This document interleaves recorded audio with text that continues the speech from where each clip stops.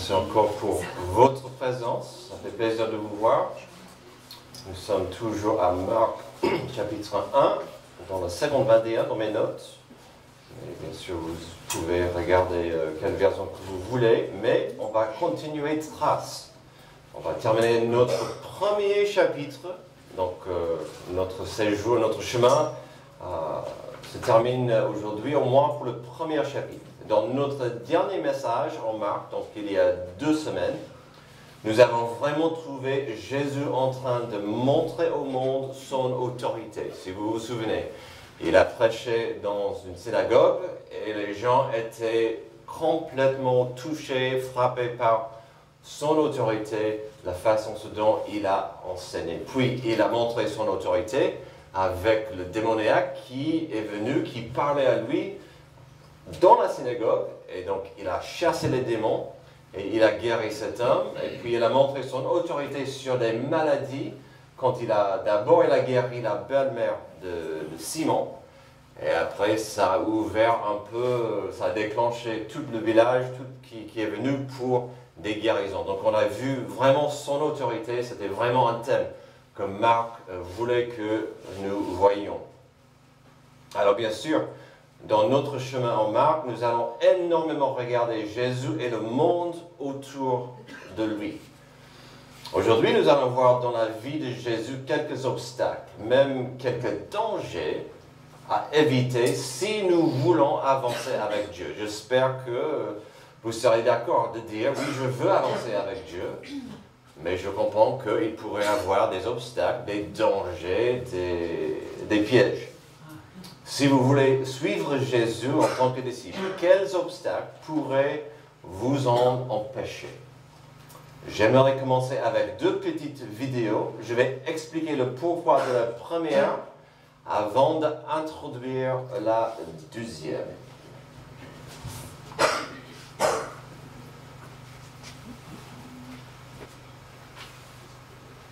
À quoi ça sert? Ça veut dire quoi ça? Pourquoi c'est comme ça? C'est qui lui? Un jour, une question.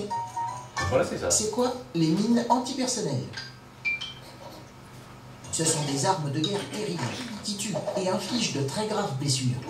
Ces petits engins explosifs sont placés sous ou sur le sol. Il suffit de marcher dessus ou de passer à côté pour que la mine se déclenche. Mais ces armes ne touchent pas que les soldats. Au contraire, 8 victimes sur 10 sont des civils. Les enfants pour le plus grand risque. Ils prennent ces objets colorés pour des jouets. Trop, c'est trop. En 1997, plusieurs pays décident d'arrêter d'utiliser des mines antipersonnelles. C'est le traité d'interdiction des mines, signé aujourd'hui par 163 pays. Grâce à ce traité, le nombre de victimes a beaucoup baissé, même si les mines antipersonnelles font encore 10 victimes par jour. Mais pourquoi ces armes continuent-elles à faire autant de dégâts? Quand une guerre est finie, la zone de combat reste très dangereuse. Le problème, c'est que bien souvent, les populations ne le savent pas. Elles reprennent leur vie, comme avant. Et c'est l'accident. Dans le monde, 57 pays et 4 territoires restent contaminés par les mines antipersonnelles, comme au Cambodge, en Afghanistan ou dans le désert du Sahara. La solution? Informer les populations et surtout dépolluer les zones infestées. C'est un travail long et compliqué, mais on y arrive. En septembre dernier, le Mozambique, un pays d'Afrique, s'est ainsi déclaré libre de mines. Le 4 avril, c'est la journée internationale de sensibilisation aux mines antipersonnelles. Objectif, un monde sans mines en 2024.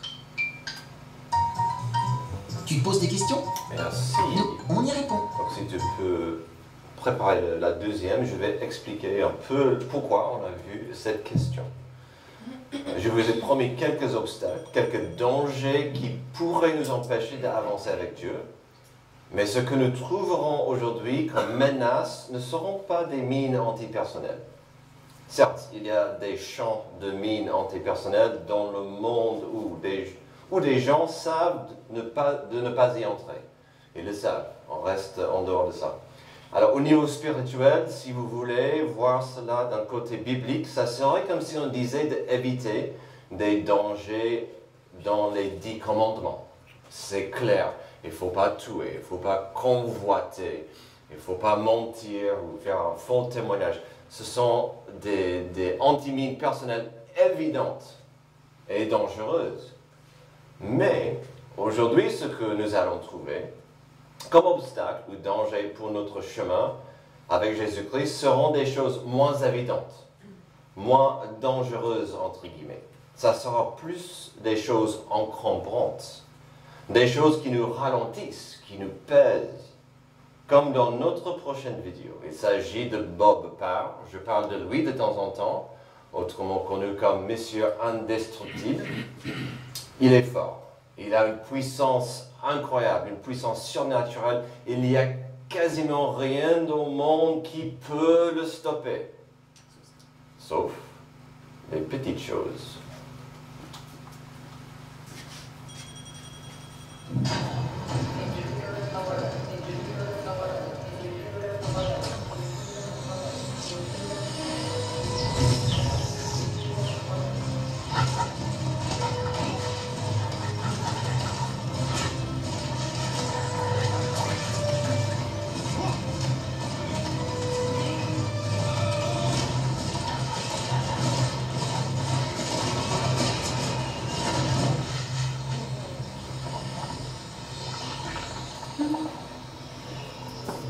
Merci. Alors, nous allons trouver aujourd'hui à la fin du Marc chapitre 1, plus de ça. Des choses qui semblent inoffensives, des petites choses, mais finalement pourraient nous empêcher de briller et marcher avec Dieu.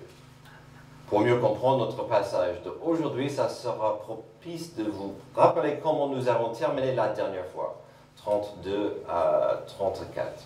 Le soir, après le coucher du soleil, on lui amena tous les malades et les démoniaques. Toute la ville était rassemblée devant la porte. Il guérit beaucoup de personnes qui souffraient de diverses maladies.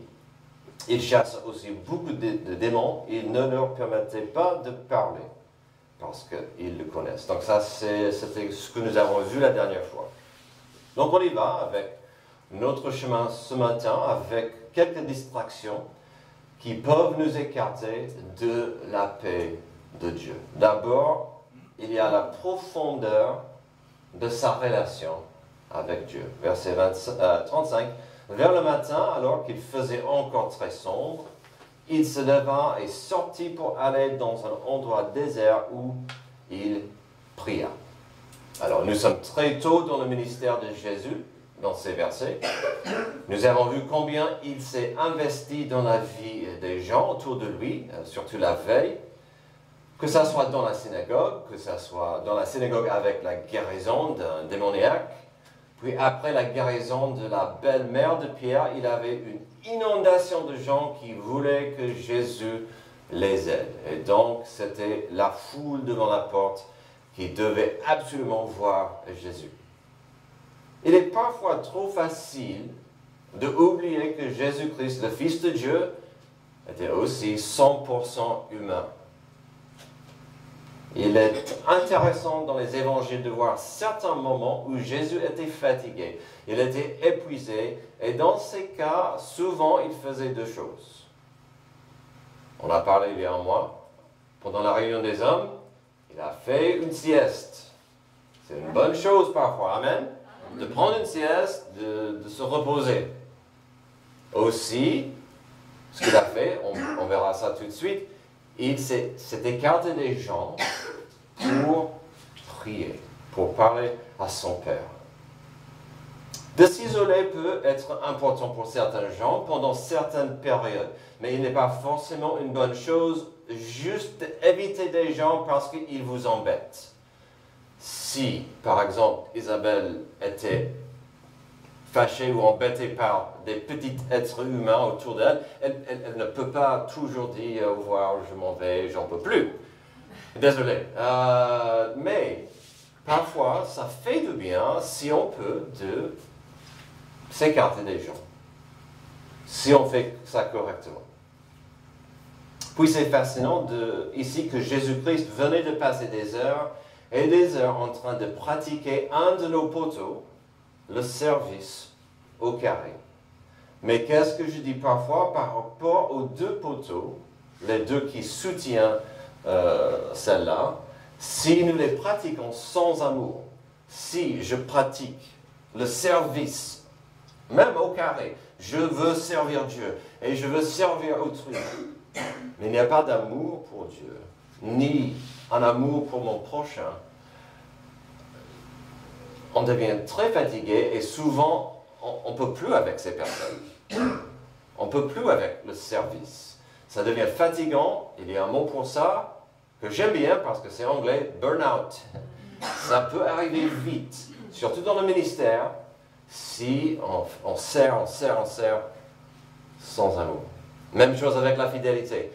Ça, c'est presque pire. Si on est fidèle chaque dimanche, chaque réunion, chaque chose, et on oublie le pourquoi, c'est pour aimer Dieu et aimer son prochain, ça devient que de la religion. Et on devient robotique, un robot qui pratique, mais oublie le pourquoi. Alors, si on revient à notre verset, certains diraient que si Jésus était comme une éponge qui était la veille totalement vidée, ce dont il avait besoin, c'était de faire la grasse matinée. Ah, je savais que ma fille allait dire Amen. Et parfois, un peu plus de sommeil est important. Mais ici, la grasse matinée n'était pas le meilleur choix pour Jésus. Quelque part, Jésus comprenait qu'il avait plus de besoin de parler, de communiquer, de prier à son Père que de dormir. Alors, il a dormi, mais il n'a pas fait la grasse matinée. Il cherchait à se ressourcer spirituellement, sachant que s'il ne prenait pas soin de cette partie de sa vie, il risquait vite le burn-out. Alors de prier et lire la Bible chaque jour n'est pas un chemin automatique pour approfondir votre relation avec Dieu, même si ce sont des disciplines très très importantes. Mais c'est comme notre fraisier chez nous. Je sais que j'en parle souvent, mais c'est tellement utile pour plusieurs illustrations. Cette plante recevra de toute façon du soleil et de la pluie. Donc on pourrait laisser le fraisier dans le jardin et dire « bon courage ». Mais n'oublie pas de m'en servir plus tard avec du fruit délicieux. Elle survivra sans nous. Mais si nous ne voulons pas qu'elle soit envahie des mauvaises herbes, si on ne veut pas que des limaces mangent tous les fruits, si on ne veut pas que le soleil sèche totalement la plante ou l'hiver le gèle, il faut de l'investissement. C'est la même chose dans notre relation avec Dieu. Souvent, ce qui empêche notre croissance spirituelle est notre attitude. J'espère que vous avez entendu ça. Souvent, ce qui empêche notre croissance spirituelle est notre attitude. Donc, je peux lire chaque jour, je peux prier chaque jour, mais est-ce que mon attitude est dans la soumission? Est-ce que mon attitude est dans l'amour? Est-ce que je cherche à apprendre plus de la Bible, de ma lecture, dans ma prière? Est-ce que je cherche à connaître Dieu mieux? Donc, quelques distractions qui peuvent nous écarter de la paix de Dieu, c'est la profondeur de sa relation avec Dieu. Quelque chose que Jésus trouvait, savait, c'était important. Deuxième, la popularité dans sa relation avec des autres. Verset 36, Simon et ceux qui étaient avec lui se mirent à sa recherche. Quand ils eurent trouvé, ils lui dirent, « Tout le monde te cherche. » Il leur répondit, « Allons ailleurs, dans les villages voisins, afin que j'y prêche aussi, car c'est pour cela que je suis sorti. » Et ils prêchaient dans leur synagogue par toute la Galilée et chassaient les démons. Notre texte ne dit pas combien de gens étaient à sa recherche le lendemain. Mais c'est clair que l'absence de Jésus a troublé plusieurs gens. Nous savons que la veille, toute la ville était à sa porte, donc il y a quelques idées, quelques théories de ce qui se passe ici. Soit il y avait encore d'autres gens qui sont venus pour des raisons diverses, des villages et des villes à côté faisaient une caravane de pèlerins encore pour être guéris, ou pour voir le pouvoir. J'aimerais voir Jésus faire quelque chose de merveilleux. Soit il y avait cette foule qui avait reçu leur guérison, elle voulait encore plus de Jésus. Alors que pouvait-il vouloir de plus de Jésus? À mon avis, Jésus comprenait ça très bien. Une fois il a fait des guérisons, il voulait plus, et encore plus. Et on voit ça quand il va donner à manger à 5000 personnes. Après ça, ils vont dire, mais on veut plus. On veut que tu continues, à nous émerveiller avec ta puissance et ton pouvoir. Et Jésus n'est pas venu pour ça. Jésus est venu pour annoncer la bonne nouvelle. Alors Jésus-Christ était-il populaire à ce moment-là? Est-ce que certaines des raisons pour cela étaient bien méritées et correctes? Absolument. Mais, vous savez que ce mot « mais » venait. Mais nous avons déjà vu comment son ministère a commencé, et c'est clair par sa réponse que cela n'a pas changé. Son ministère a commencé avec un message qui avait deux côtés. Répentez-vous et acceptez le message, acceptez la venue du royaume de Dieu. Nous avons vu, c'était le même message de Jean-Baptiste. Jésus a pris le relais, il a continué à prêcher la repentance et la venue du royaume, la bonne nouvelle. Mais bien sûr, quand il prêchait ça, c'était personnalisé pour lui-même. Croyez en moi, le Messie, le sauveur du monde. Je suis le sauveur, repentez-vous, tournez vers moi, acceptez-moi. C'était le message. Et le message était plus important que des miracles.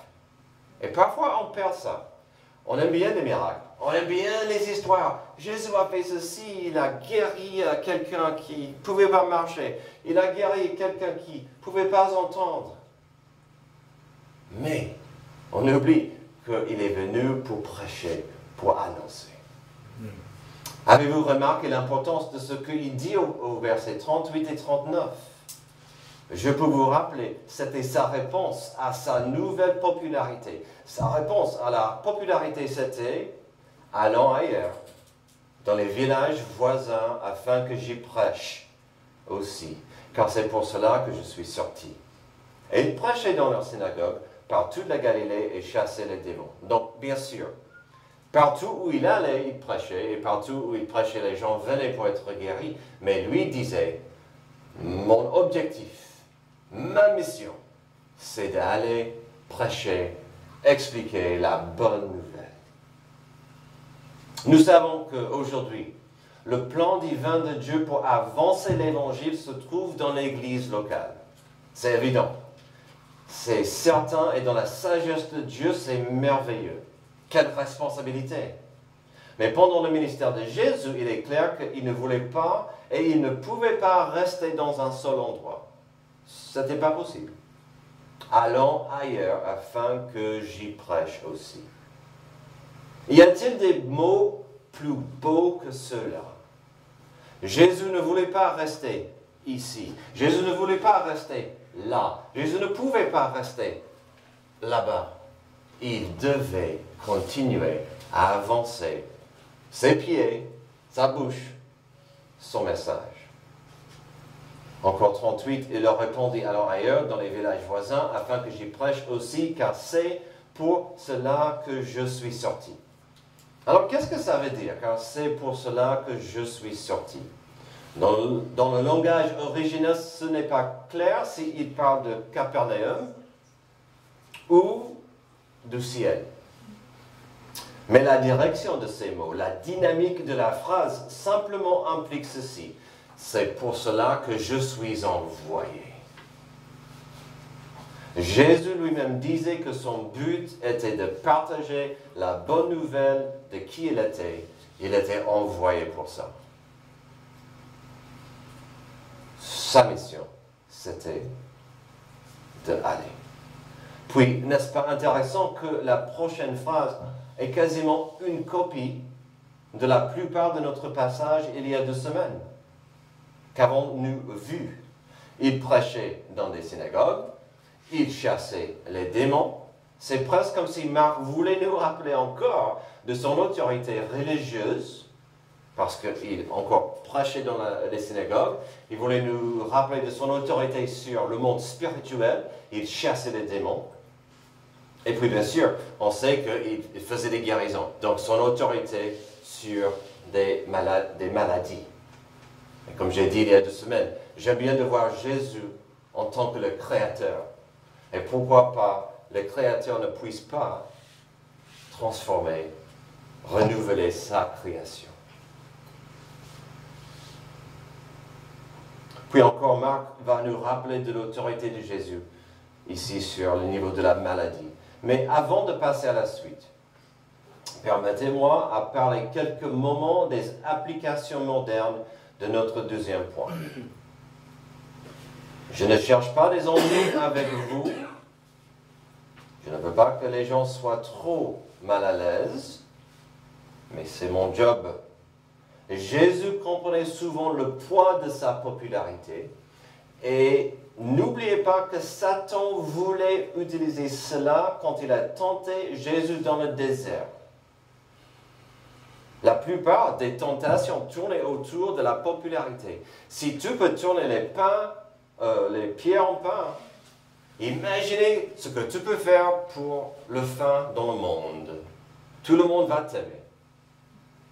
Si tu peux te lancer du temple et flotter en bas, ta popularité sera incroyable. Et si tu m'adores, je te donne toute la planète. Ta popularité sera immense. C'est incroyable ce que Satan a fait. Mais Jésus a toujours gardé la gloire de son Père en vue, ainsi que le but de sa mission. Sommes-nous capables aujourd'hui à comprendre des dangers des 3 P et la popularité qui en fait partie? Les 3 P, j'en parle souvent. Le pognon, le plaisir. Alors je dis le prestige ou le pouvoir parce que souvent c'est bien mélangé. Mais dans le prestige et pouvoir, il y a la popularité. En fait, on pourrait faire plusieurs P. Mais dans les 3 P se trouve la popularité. Si vous avez beaucoup de pognon, eh ben vous êtes populaire. Si vous êtes prestigieux, populaire. Si vous pouvez fournir du plaisir, populaire. Ils disent qu'une des drogues les plus puissantes au monde, même plus puissante du café, c'est la dopamine. La dopamine, c'est quoi? C'est quelque chose que votre corps fait quand vous êtes content, ravi. On appelle ça le drogue des likes.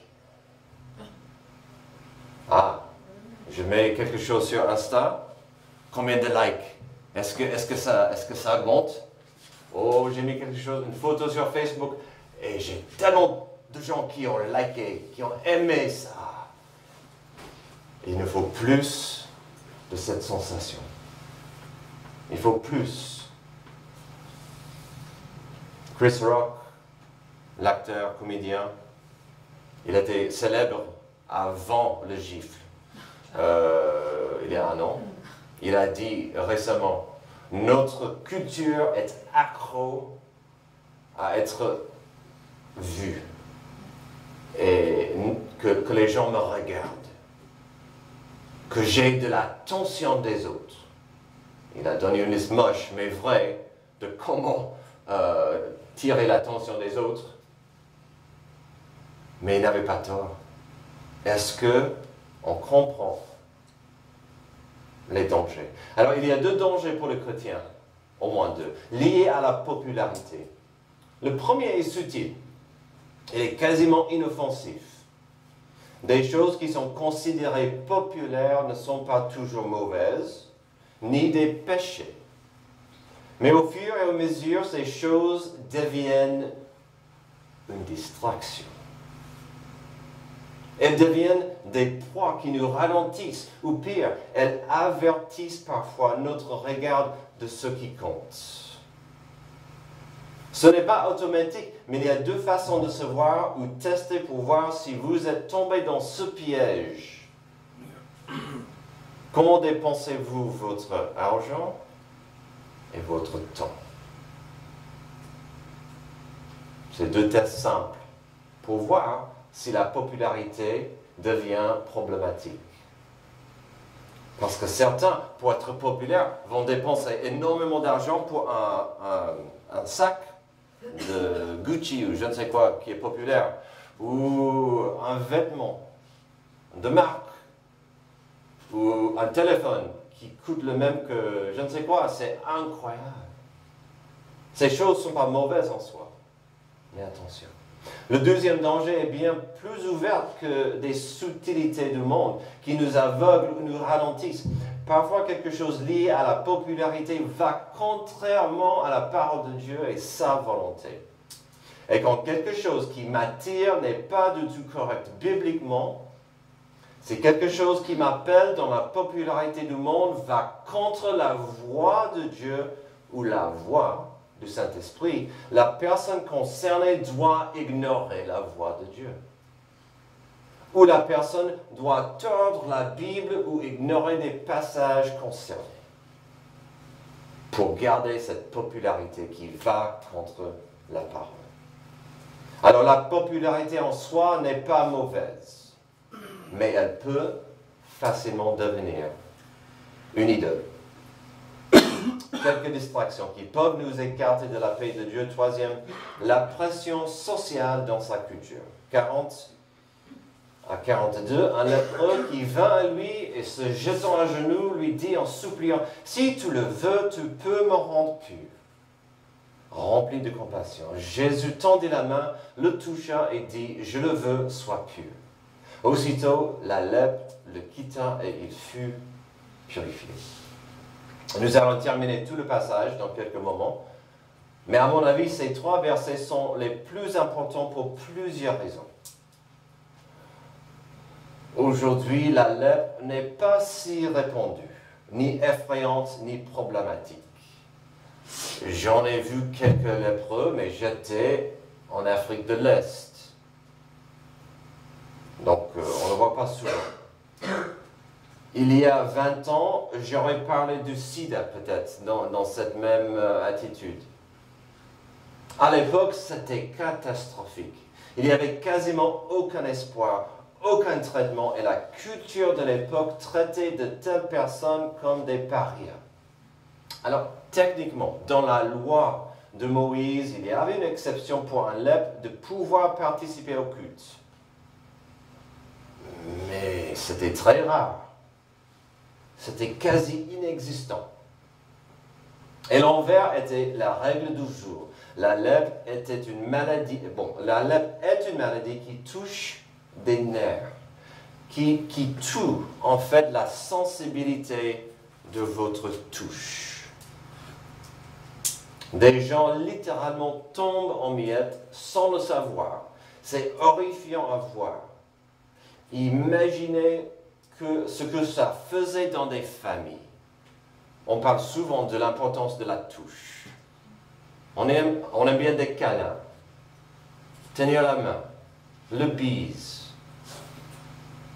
Et la science a prouvé que des bébés, des nouveau-nés ont besoin de la touche humaine. Imaginez un père marié qui ne peut plus rentrer à la maison, ne peut pas embrasser ses enfants, ses frères, sa mère, parce qu'ils n'étaient pas purs. Ils étaient vraiment à l'écart. Ils devaient crier, vous le savez, impur, impur, écartez-vous, je suis lépreux. Et les gens avaient peur. Ils traitaient ces personnes comme si, en fait, je dis souvent, les femmes étaient 12e rang, et les étrangers aussi, et les lépreux étaient en bas. Dans la culture de jour de Jésus, il y avait plusieurs réalités qui seraient arrivées, qui auraient pu arriver ce jour-là. Alors, je suis certain que les disciples avaient peur de lui. Ils se sont écartés. Peut-être ils ont essayé d'écarter Jésus de son chemin. Les gens autour auraient dit, mais pourquoi il vient à nous? C'est pas normal. Et Jésus, attention à ce qu'il te touche ou touche pas. Et si le monsieur avait raison quand même, et Jésus voulait le guérir, Jésus aurait utilisé sa puissance de loin. On aurait compris ça. Si Jésus a dit, ok mec, tu restes là, et je te guéris de loin. Je ne te toucherai pas parce que tu pues. Tu tombes en miettes. Oh, qu'est-ce que j'ai?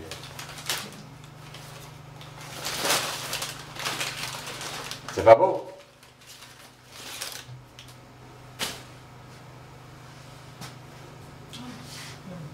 C'est la peau d'une banane. Ça date quelques jours. C'est pas bof. Est-ce que je n'ai pas fait exprès, mais ça arrivait aux gens de perdre des parties du corps. Sa peau était comme ça. Vous comprenez? Pas d'espoir. Je pourrais remplacer ça avec une banane, mais je ne peux rien faire avec ça. C'est pas possible. Impossible.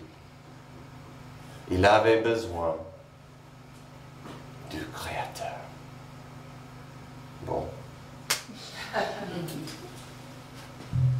Mais pourquoi était Jésus rempli de compassion? Bien sûr, la réponse simple à cette question était la foi de l'homme. Mais il y a quelque chose de plus ici. Il disait que Jésus, je sais que tu as le pouvoir. Je sais que tu en es capable. Mais est-ce que tu as la volonté? Je sais de quoi tu es capable, mais est-ce que tu daignes à me guérir?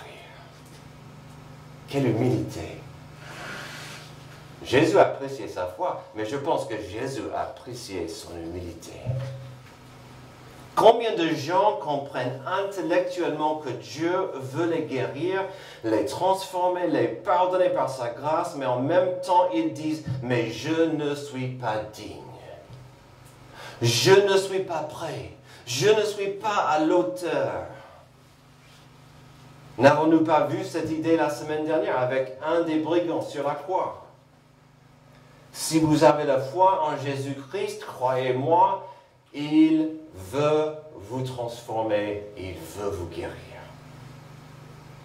Verset 41, rempli de compassion. Jésus tendit la main, le toucha et dit, « Je le veux, sois pur. » Aussitôt la lèpre le quitta et il fut purifié. J'espère que vous avez compris le poids de cette phrase. Jésus le veut. Jésus le veut, il le veut, il le veut. Pour nous tous. Terminons. 43, Jésus le renvoya sur le champ avec des sévères recommandations. Et il lui dit, fais bien attention de ne rien dire à personne, mais va te montrer au prêtre et présente pour ta purification ce que Moïse a prescrit, afin que cela leur serve de témoignage. Cependant, cet homme, une fois parti, se mit à proclamer partout la nouvelle et à la propager, de sorte que Jésus ne pouvait plus entrer publiquement dans une ville. Il se tenait dehors, dans des lieux déserts, et l'on venait à lui de partout. Alors, il y a pas mal de questions qui tournent autour du mot « pourquoi » ici. La réponse de pourquoi Jésus ne voulait pas qu'il annonce à tout le monde va de soi, car déjà son ministère devenait compliqué avec des foules. Et ça se voit au verset 45. Mais pourquoi Jésus lui a dit d'aller se présenter au prêtre et de suivre la purification dans la loi de Moïse? Honnêtement, je ne sais pas. Il y a pas mal d'idées, pas mal de théories, mais j'aimerais vous donner la mienne. À l'époque, il y avait pas mal de croyants et beaucoup moins d'athées dans le territoire du Palestine. Dans ce cas, chaque lépreux, je vous promets, chaque lépreux aurait essayé au moins une fois dans leur vie le processus de la purification de la loi lévitique.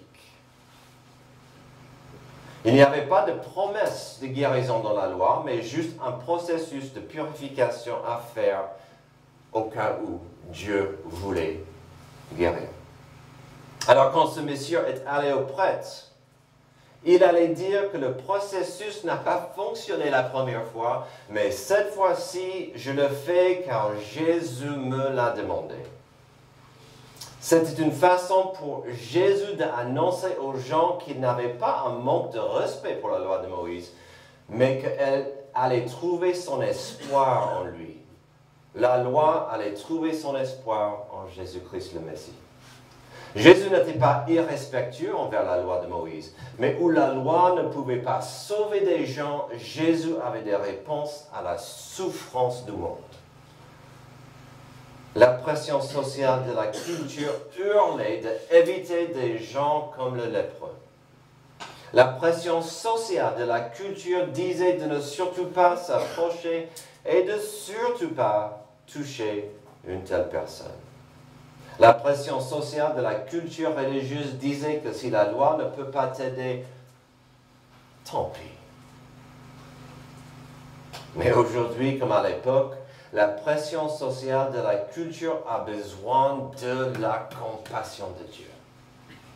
La compassion de Dieu qui vient de son amour qui dit « Je te vois dans ta misère, je te vois dans ta confusion, je te vois dans ton idolâtrie et dans ta frustration. » Aujourd'hui, dans notre passage avec nos 3 obstacles, nous pouvons entendre Jésus qui dit ceci en Matthieu 11. « Venez à moi, vous tous qui êtes fatigués et courbés sur un fardeau, et je vous donnerai du repos. Acceptez mes exigences et laissez-vous instruire par moi, car je suis doux et humble de cœur. Et vous trouverez le repos pour votre âme. En effet, mes exigences sont bonnes et mon fardeau léger. » Je ne sais pas pour vous, mais la compassion de Dieu me bénit chaque jour. Amen. M'a béni toute ma vie. Et je veux partager cette grâce autour de moi. Prions. Merci Père Céleste pour ce regard à certains obstacles que Jésus a évités, des choses qui pourraient nous empêcher de marcher avec Jésus-Christ. Aide-nous à garder notre vision fixée sur toi, sur ta grâce, sur ton amour, et de partager ça autour de nous, dans ce monde qui en a tellement besoin. C'est dans le nom merveilleux de Jésus que je prie. Amen. Amen.